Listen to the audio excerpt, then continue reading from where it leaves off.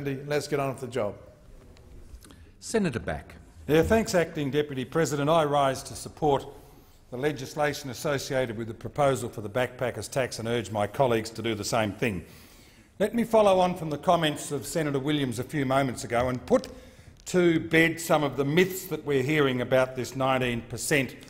Acting Deputy President, in comparison with backpackers going to Canada or New Zealand, the figure for Australian backpackers working in Australia, overseas workers in agriculture, in horticulture, in hospitality, in tourism, the figure take-home for them is higher. Let me repeat that through you to Senator Whish-Wilson. It is higher than the take-home for somebody, a backpacker working in New Zealand or in Canada. It is so structured for two reasons. One, the hourly rate of pay is higher, and secondly, the Australian dollar is stronger than it is in those two countries. So let's put to bed the nonsense and the myth about the fact that backpackers coming to Australia will be disadvantaged by the 19%. The best point to make about this, Acting Deputy President, is backpackers with whom I have communicated are happy with the 19%. Most people in agriculture, horticulture, fisheries, tourism, hospitality that I have spoken to and dealt with are happy.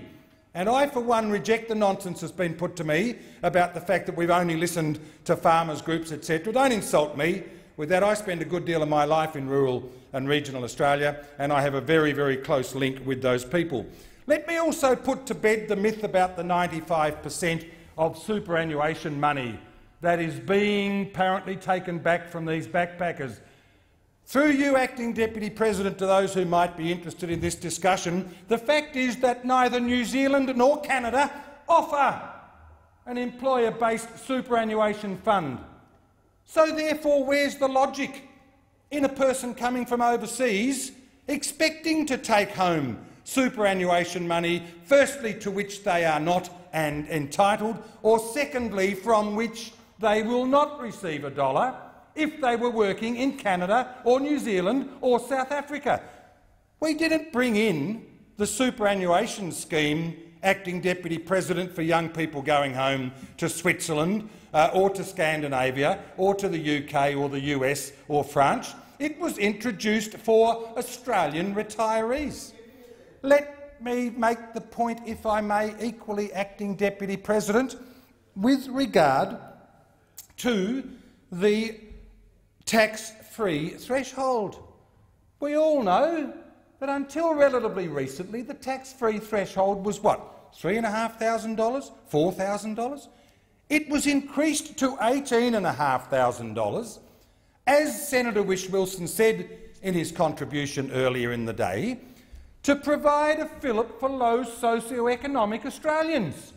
And it's a good scheme, but it was never designed for overseas workers coming into Australia. They wouldn't expect, don't expect and haven't asked to expect the Australian population to provide them with the sort of protections that we expect as Australians, policing and all the other activities that go on. And for those of us who have been overseas working, as indeed Senator Whish-Wilson has through you, Acting Deputy President, name me one young Australian going overseas to work who expects to get a tax-free holiday in Europe. They don't. Or America. They don't. Or New Zealand. They don't.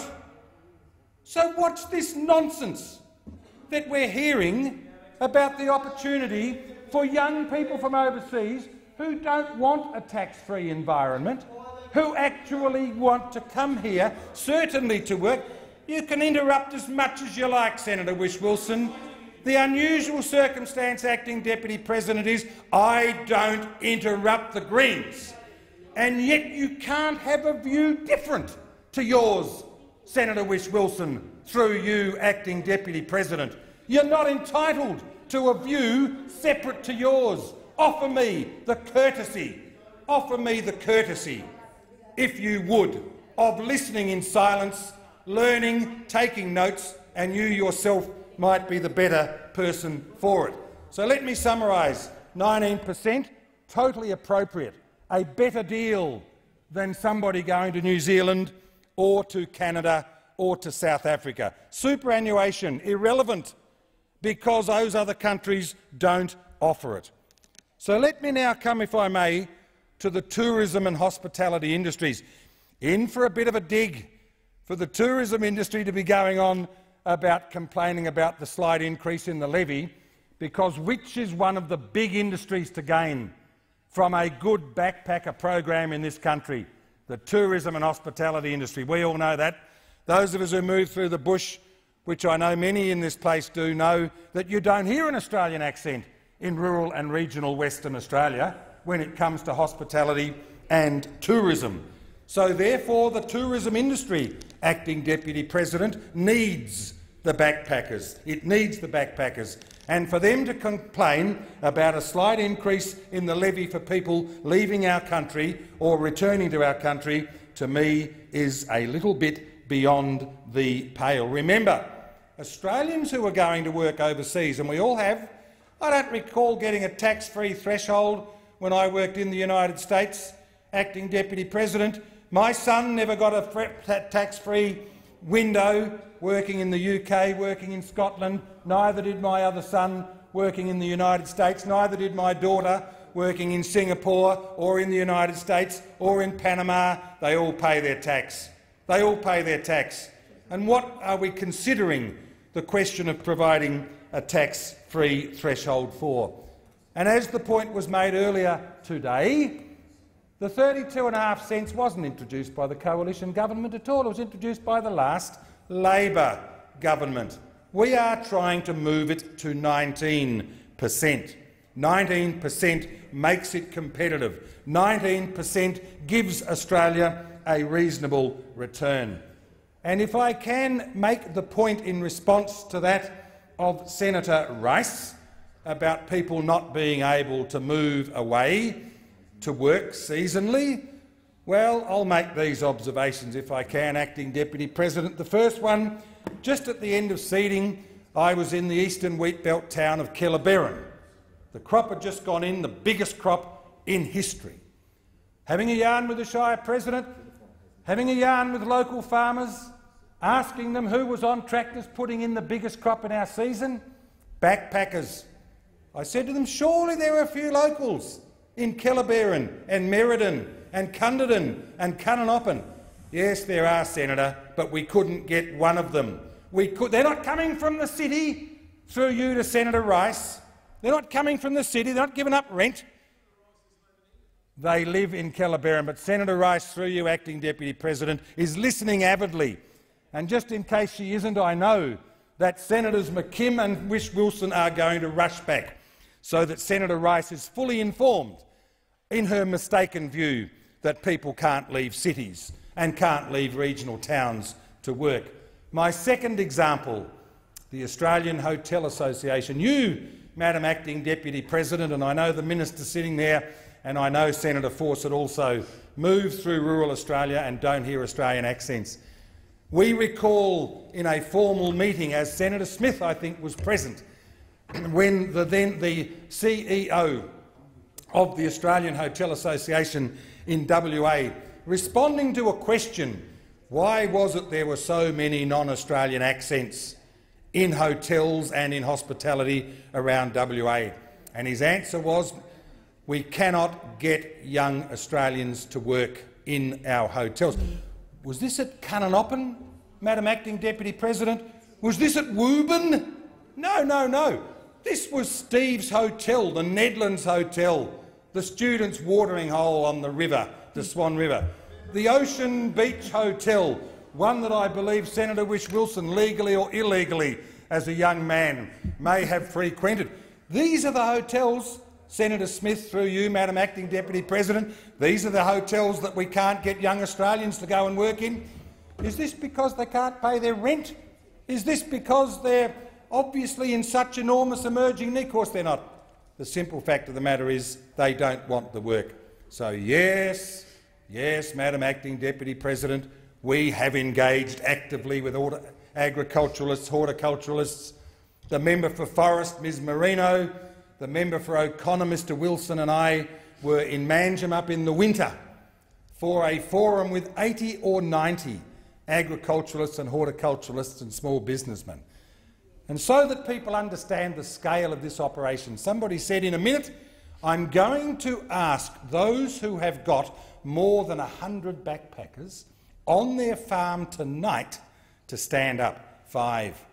In May, in Manjimup, in the winter, 5 had more than 100 backpackers on their farm that night. We know the scale of the problem.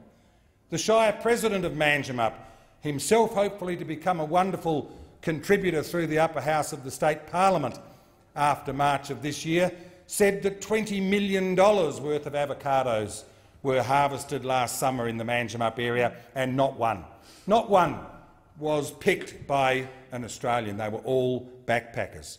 We all know the size and scale of this issue, but what we also know are these things. 19%, Madam Acting Deputy President, is fair.